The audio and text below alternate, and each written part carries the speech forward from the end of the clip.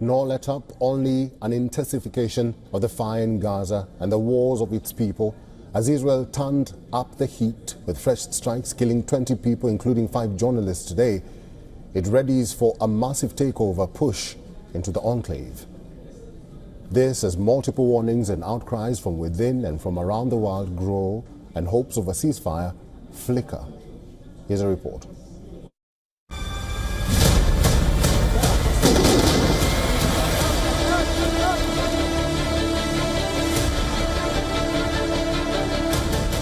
The second blast, minutes after the first, on at Gaza's Nasser hospital on Monday. It's the 5th distinct instance of this medical facility being hit.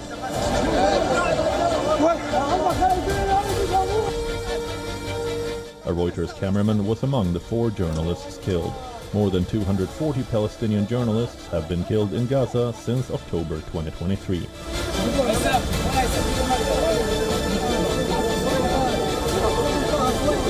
Critics have hit out. Israel shooting the messenger, literally. Journalists being tagged terrorists is a hard one for Team Netanyahu to justify.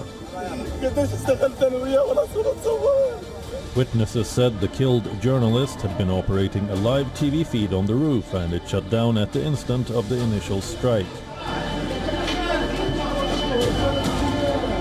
The second strike took place after rescue workers and journalists rushed to the site of the first attack.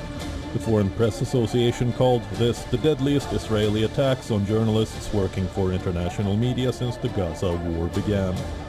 Today's attack comes 2 weeks after 6 journalists, including 4 from Al Jazeera, were killed in an Israeli targeted attack near Al-Shifa hospital in Gaza City. As Israeli tanks and soldiers amass at the border, airstrikes pound the outskirts of Gaza City, and Israeli leaders vow to push forward with a full assault. Nearly 1 million displaced civilians remain trapped inside. From within Israel, though, and indeed large sections of the international community, rumblings against the offensive grow louder. Israel's own Chief of Staff, Eyal Zamir, has stepped up his warnings call, urging Prime Minister Netanyahu again to take the peace deal on the table. He cautions on the dangers of capturing Gaza City. Most specifically, he warns taking Gaza endanger lives of the hostages still in Hamas captivity. Of 50 remaining hostages, only 20 are believed alive.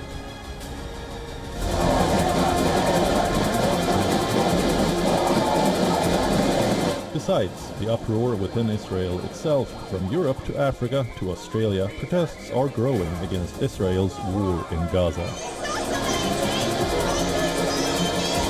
In Copenhagen, thousands marched outside Parliament. Families, unions, aid groups and activists, including Greta Thunberg, demanded Denmark recognize a Palestinian state.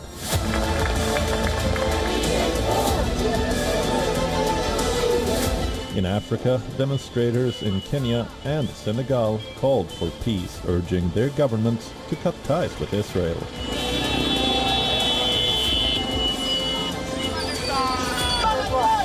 Together, these demonstrations send a global message: stop the war, end the attacks on Gaza, and recognize Palestinian rights. Prime Minister Benjamin Netanyahu's cabinet meets on Tuesday to discuss the latest proposal advanced by regional mediators, which Hamas accepted a week ago. On the ground, Gaza's people suffer on. Nearly 2 years into the war, Gazan authorities say the official death toll has crossed 62,000 Palestinians, most of them women and children. Aid agencies say famine, starvation and destruction are at unimaginable levels. Basic supplies, food, water, medicine remain cut off. Nearly 1 million displaced civilians are now trapped in Gaza City.